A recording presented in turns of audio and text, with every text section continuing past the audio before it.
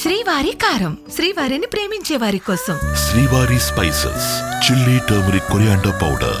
శ్రీవారి కారం, శ్రీవారిని ప్రేమించే వారి కోసం. ఏ తండ్రికి కూడా ఇలాంటి కష్టం రాకూడదు. హయత్ నగర్ రోడ్డు ప్రమాదంలో ఐశ్వర్య చనిపోతే తండ్రి గాయాల పాలయ్యాడు. కాళ్ళకి ఆపరేషన్ తీసుకొచ్చి శ్మశాన వాటికి చివరి చూపు కూతుర్ని చూసుకోవడానికి అంబులెన్స్లో వచ్చాడు. నిజంగా ఆ తండ్రి కష్టము ఏ తండ్రికి కూడా ఏ కుటుంబంలో కూడా రాకూడదు. ఈ అంబులెన్స్లో ఇద్దరి డాక్టర్ సహాయంతో శ్మశాన వాటికి తీసుకొచ్చారు. ఇలాంటి సమయంలో అసలుకి తండ్రిని మాట్లాడించడం అనేది కరెక్ట్ కాదు. బట్ ఆ తండ్రితో ఒక్కసారి మాట్లాడించే ప్రయత్నం చేద్దాము. బిగ్ టీవీతో ఎక్స్క్లూజివ్గా ఐశ్వర్య తండ్రి పాండు ఉన్నాడు. ఎలా ఉంది అండి మీ ఆరోగ్యం? పాప చనిపోయింది అమ్మ. నా ఆరోగ్యం ఎట్లున్నా పర్లేదు, పాప లేదు. ఇక అసలుకి ఇంటికి పెద్ద కూతురుగా తను అన్నీ చూసేది, ఈరోజు మీకు కూతురు లేదు. నాకేం చెప్పడానికి వస్తలేదమ్మా. ఏం జరిగింది అసలు ఆ రోజు? ఏం జరగలేదమ్మా. రాంగ్ రూట్లో వచ్చి కొట్టాడమ్మా. మాది ఒక పర్సెంట్ కూడా తప్పలేదమ్మా. 1% కూడా తప్పలేదు.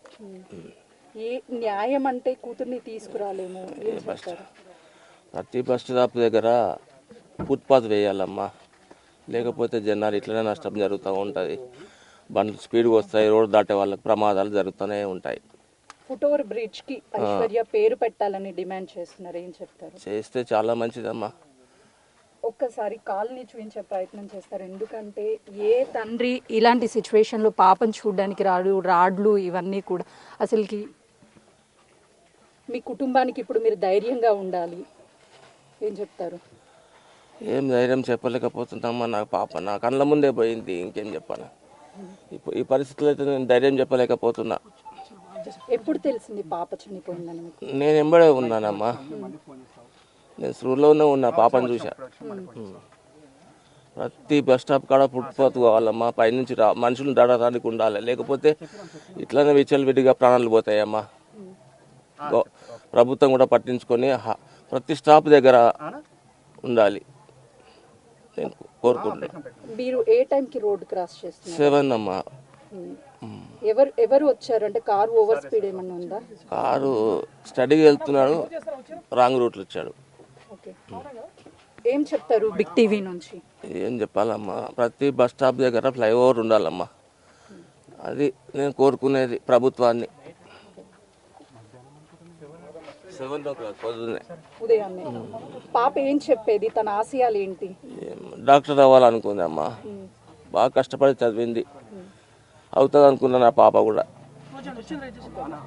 ప్రస్తుతానికి చూడొచ్చు ఐశ్వర్య తండ్రి పాండు మాట్లాడలేని సిచ్యువేషన్లో ఉన్నాడు. ప్రతి బస్ స్టాండ్ వద్ద ఫుట్ ఓవర్ బ్రిడ్జ్ని ఏర్పాటు చేయాలి. మరొక్కరికి ఇలాంటిది జరగవద్దు. నా పాప కోల్పోయాను, ఇక నా పాప నా కళ్ళ ముందే ఆ రోజు మొత్తం ఎగిరి పడిపోయింది అని చెప్తున్నారు. ఇలాంటి పరిస్థితి అనేది చివరి చూపు చూసుకోలేనేమోనని చెప్పేసి ఆ తండ్రి భయపడ్డాడు. కానీ ఇలా అంబులెన్స్లో ఇద్దరి డాక్టర్ల సహాయంతో నడవలేనటువంటి స్థితి ఉన్నప్పటికీ కూడా ఆఖరి చూపుని చూసుకునేందుకైతే మాత్రము శ్మశాన వాటికి చేరుకున్నాడు.